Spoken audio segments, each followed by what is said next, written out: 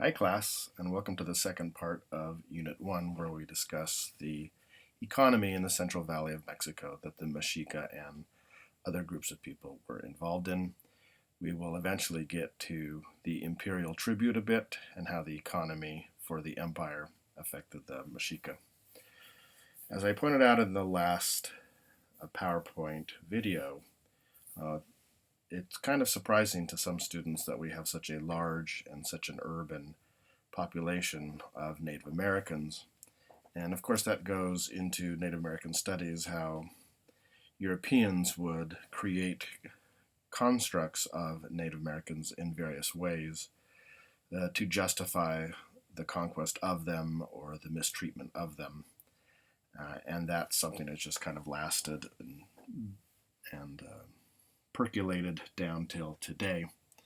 But of course, upon further review, it seems obvious to us academics that 10 million people or more in the Central Valley of Mexico would require very dense populations, and in the case of this PowerPoint's focus, very effective economies. Large cities and complex civilizations, well, you're going to need a whole bunch of material, food, and other goods to make them work, to make them viable, to make them endure. And the Central Valley of Mexico provided uh, environmentally a place where this could happen. And so we will look into that. Agriculture certainly is the large foundation of this empire, of the many city states and its people. Maize was certainly the most important product in terms of quantity, the amount of calories being consumed by the population rests squarely on maize. Maize had been GMO'd or modified or hybridized by the populations for hundreds of years from teosinte. And this more grassy item, teosinte, had been modified into producing the kernels we now know as maize. Maize was not only important in terms of the amount of calories it produced, but it was culturally seen as the foundation of society. Maize was harvested in different time periods of the year based on where it was being grown. This might have to do with climate as far as highlands versus lowlands, but also latitude, how north or south and the sun, as well as weather requirements and whether it was irrigated maize or hill maize. There were plenty of gods and goddesses dedicated to corn because it was so important. Your readings will catch you up with those. And even the term maize itself had at least 7 different words for it because to them, corn was more than corn. It was young, it was old, um, and so on and so forth. So maize was definitely the center of agricultural production. It provides the calorie base, which produces the larger populations, which by the end of this chapter will produce a specialized society. They tended to eat their maize in tamale form, or as tortillas with, of course, other stuff inside. Could be maize inside as well. Or as a gruel, as kind of a mixed together um, uh, oatmeal like corn food. In addition to maize, beans, squash, and chilies represented the next largest group of foodstuffs produced. As you might imagine, if you add cactus, chia, fruits, and vegetables to the production as well, bean squash chilies inside a corn tamale or in a corn tortilla, uh, this represented the largest amount of food consumed by the populations. So, in addition to bean squash, chilies, cactus, chias, fruits, and vegetables, we should bring up cactus production as well. The nopal and maguey cacti produced food in and of itself, used in cooking. I don't know if anyone's had cactus in their Mexican food, but it's quite good, in my opinion. But also produced a drink, um, alcoholic drink called Oakley, or in Spanish was called pulque. One of my favorite terms in the colonial period, which is after 1500, it's written down that a lot of areas called pulque many rabbits. It has the idea that when you drink it, you act funny and run around in a crazy fashion. So maguey will do that. It's a fermented beverage before 1519. So after 1519, then it can be used, maguey, as a distilled beverage, and that, of course, is tequila. Drinking of pulque was forbidden to most, and certainly not drunk in an everyday form, but at certain events or festivals.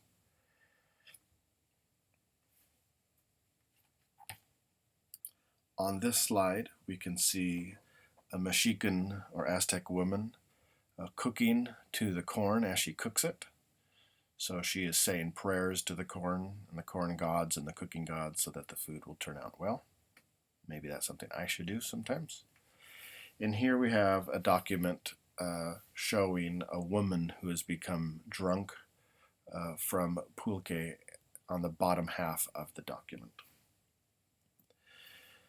The cultivation of the agricultural portion of the economy is divided into three main techniques. The smallest amount in terms of production, but a large amount in terms of square area of land, is referred to today as fallowing technique. This is not prime land. This is land on hills. It is not irrigated. It's of lower quality, and they allow the natural rainfall to grow the food. And because this was harsh on the soil, they would have to leave the land fallow or without crops about every 2 or 3 years, which means that a lot of the hill land would be unused for any given year. The next category, irrigation land, this would be the prime land. This is where the bulk of the production occurred in terms of quantity, although the land would not be as spread out as hill land.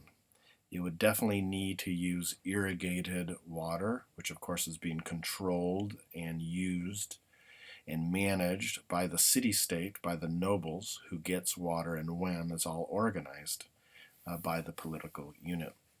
As far as the economic production goes, which is for this chapter, the water and soil and nutrients in the soil came together in the irrigated water. And so this allowed production, and we have a recreated version of it on our next slide. It was very, very productive. It had intense, it grew much more intensely than hill production. And then chinampas are the third category, and this is the most intensive production, even more than irrigated land.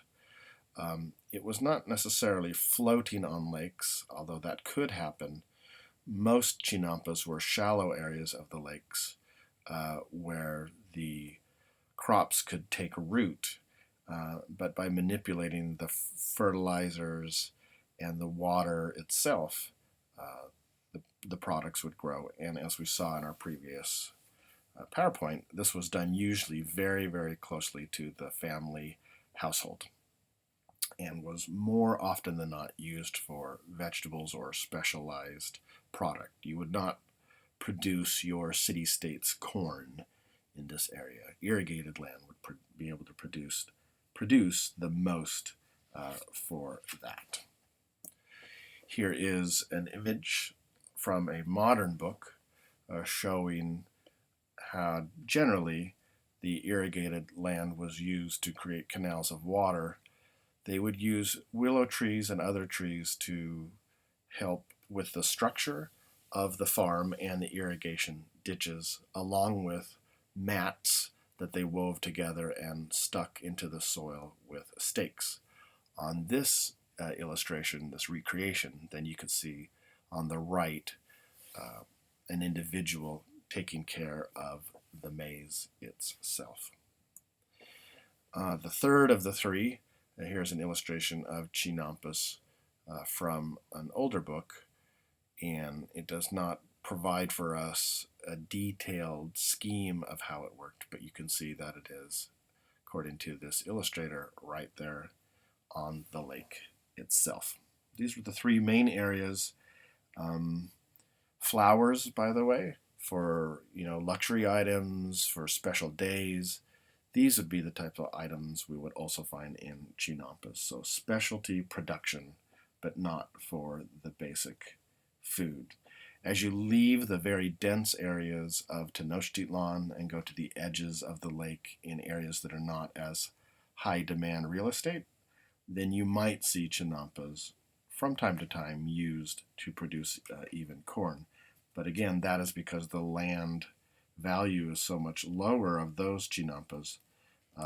If you're in Tenochtitlan, you wouldn't waste your Chinampa on corn because it could be brought in more cheaply, and you would use it to produce something more specialized. In all three of these areas, the agriculteurs used the uiktli, or the digging stick, to not only plant but to take care of the various crops. They would, like all of us, deal with weeds. Of course, a weed is a plant, just like the crops you're trying to grow, but it's the plant you don't want. So any plant you don't want is a weed. You need to have to remove them so that the water and nutrients would better produce what you were after. Not pictured on any of these slides is hunting and fishing. Hunting and fishing were a part of the economic production, not agriculture, of course. So fish and fowl and small game, including turkeys and a small deer, would be part of the economic production. The consequences of all of this agriculture have been summarized into two words, or two topics here: specialization. The first, and less important in my mind, consequence of the agricultural developments all the way before 1300 and especially up to 1519 is that we have a specialization in agricultural production all over the map, from the Gulf of Mexico to the Pacific Ocean. And cities and individuals or families would specialize in products in which they had a comparative advantage, that they could produce better, or either more quality or a better quality, more quantity or a better quality. And second, and probably more important from an overall perspective as a historian looking back, is these developments allowed an enormous amount of food production. Not only was it specialized, but the overall quantity of production throughout the empire grew very, very large. And for our imperial history, of course, this is important, because if you have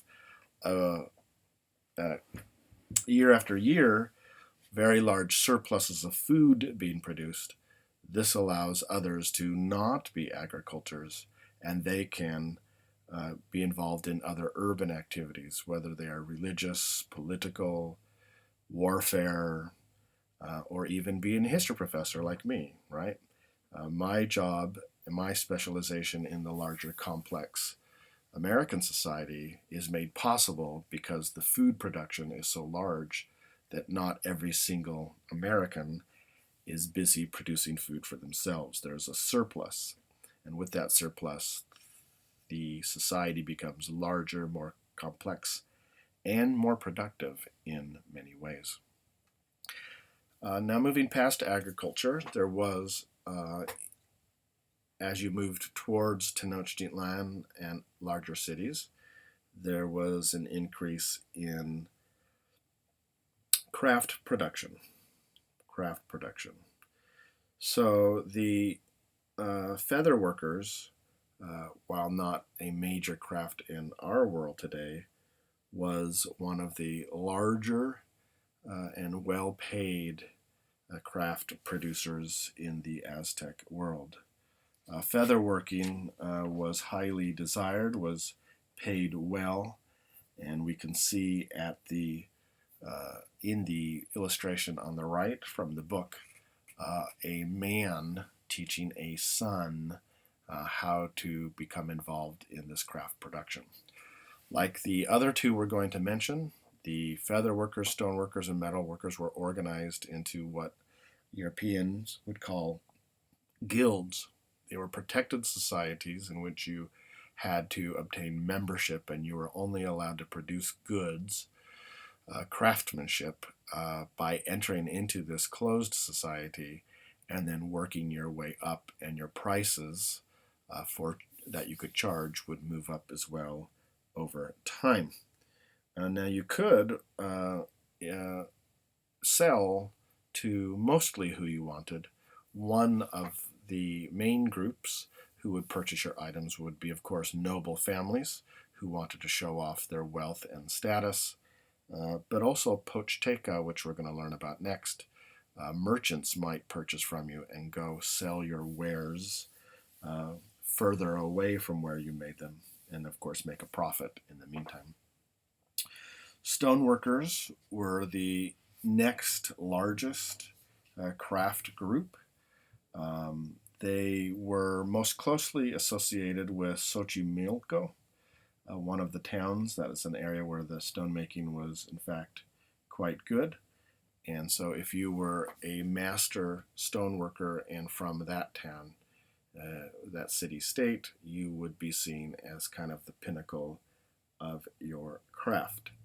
Metalworking is the third and least most common. As I mentioned in an earlier PowerPoint, this civilization, the Mexica, the Aztecs, and those that came before them, created this large material world in what was half a Stone Age and half a Neolithic age. And the reason that it's only half a Neolithic age is because they didn't develop their metalworks as far as other societies that we call Neolithic. But they did have some metal that they worked for ornamentation, for dress, for buildings, and the like. And these metal workers, in fact, were involved in this production. Interestingly, their god, main god, was Xipe Totec, which is Lord of the Flayed One.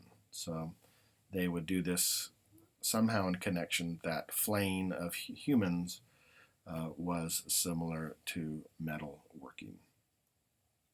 Not listed on our craft production is weaving. Weaving occurred in almost every city-state. Weaving was generally a woman's work, which didn't mean that they felt it was worth less because women produced it, but it was not as marketable because women produced it everywhere. One way to try and describe this is perhaps cooking. If you are trying to find Thai food, there are specialists in our modern day. There are specialist places that can do that, since most people do not cook Thai food, or at least not very well. So you pay a premium for a restaurant to cook you Thai food. And most people will go out for Thai food and pay that premium rather than cook it themselves. But in Spokane, at least, if you wanted to have a bacon with some fried eggs, a lot more people would not go out for that and pay the premium and just make it at home because it's something that's just made everywhere. That is a way to see how weaving was worth less than the feather, stone, or metalworks, even though it was one of the largest crafts done. and that's because it was easily obtained from the commoners, and especially, of course, the common women who were producing it. Moving on to the next section of the text, the professional merchants were known as pochteka, and they oversaw a large trading network. We're going to see that this trading network was, in fact, smaller than the imperial trade. The imperial tribute, was much larger than pochteka trade, but the trade did serve to move goods from various regions of the empire, and the pochteka took advantage of their abilities to buy and sell. They were wealthy or became wealthy quickly and were able to um, make money through the buying and selling of goods. They had their own guild as well, and they have an interesting status within the Aztec world. They are lower than the nobles in honor and status, but higher than the commoners. And as long as the pochteka didn't show off too much with conspicuous consumption or conspicuous clothing, then they were tolerated by the nobles and not kept in line too much. So, unlike today, if someone were to buy and sell goods and earn $10 to $20 million, then they're allowed or permitted by society and the capitalist system to buy whatever house and whatever car they want. But in Aztec society, the privileged group of nobles kept the wealth of the pochteka in check and did not let them buy or show off their wealth too much. Moving on to tribute, before the Mexica and the Aztec Empire, and of course after, warfare produced conquered cities and populations. If you look over on the right, I have a page from the Codex Mendoza, which shows us how that kind of works. Let's take a look at it if we can. The image of the emperor with the kind of dotted legs, his name is Tetzotzicatzin, and his name means pierced with spikes. So that's why they have a leg pierced with spikes, because it tells us who the emperor is. His name is Emperor Pierced with Spikes. And he ruled from, in European years, 1481 to 1486. So you see the years on the left portion of the parchment. He has kind of a short reign, only of 5 years. And just to remind you, you can see 3 rabbit, 4 flower, 5 flint, 6 house, and then 7 rabbit. Those are the years in which he ruled Tenochtitlan at the head of the Aztec Empire.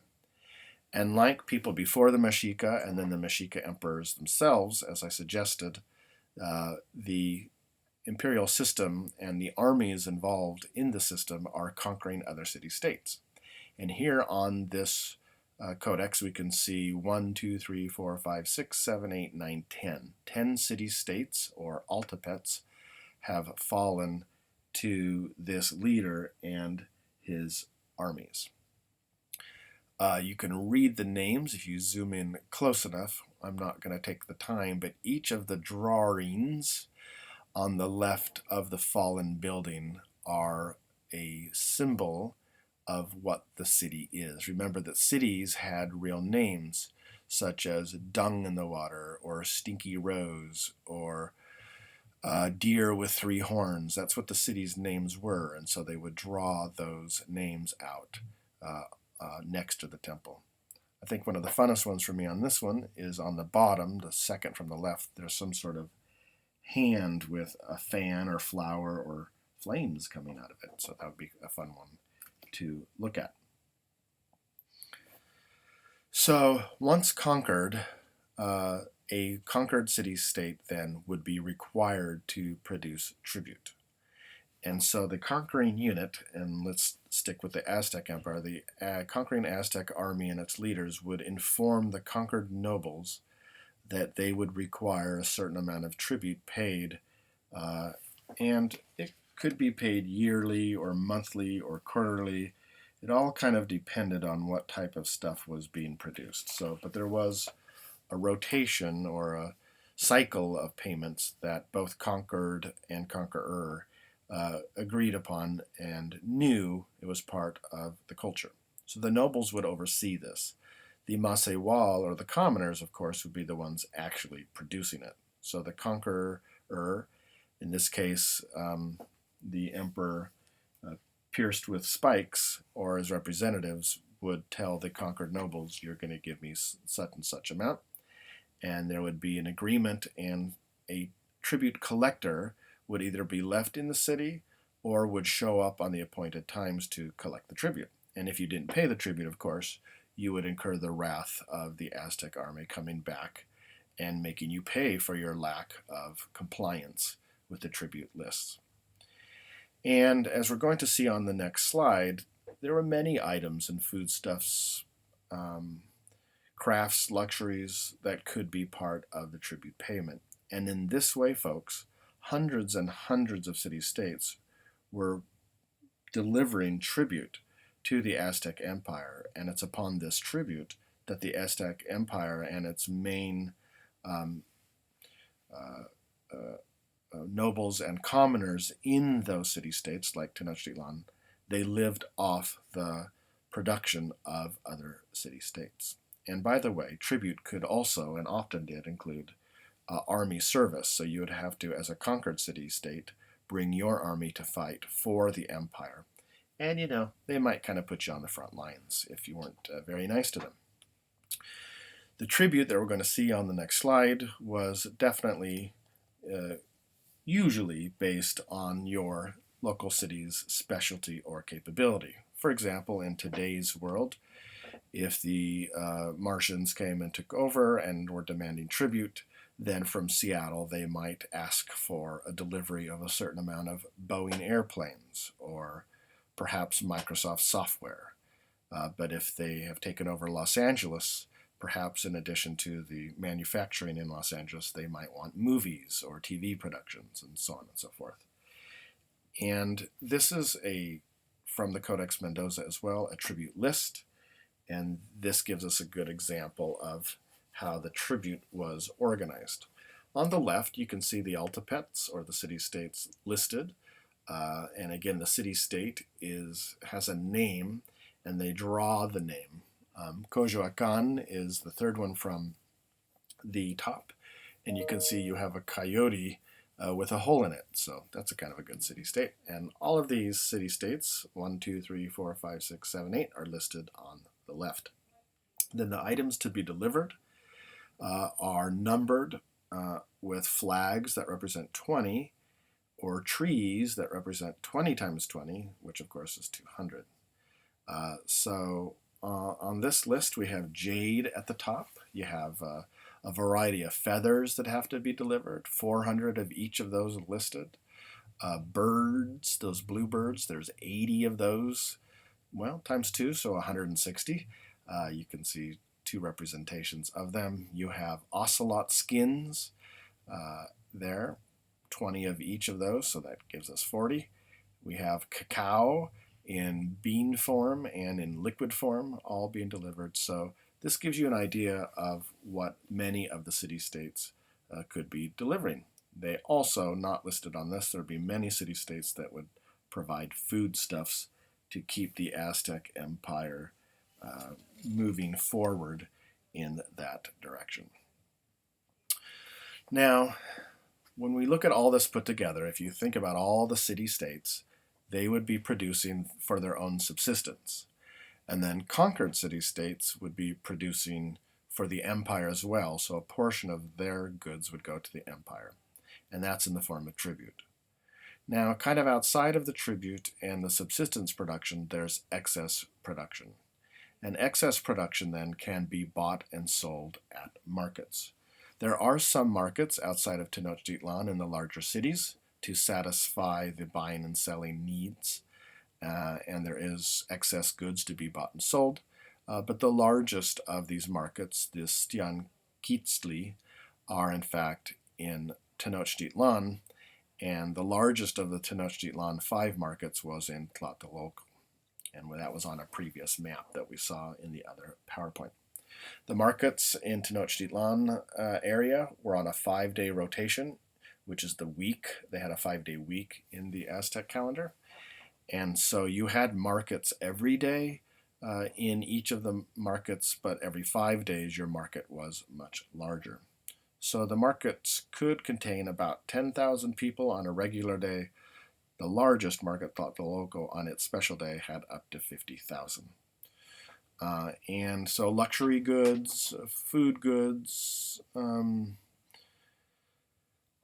basically in Tenochtitlan, anything that was produced in the empire would eventually find its way in the market. The market was run through barter.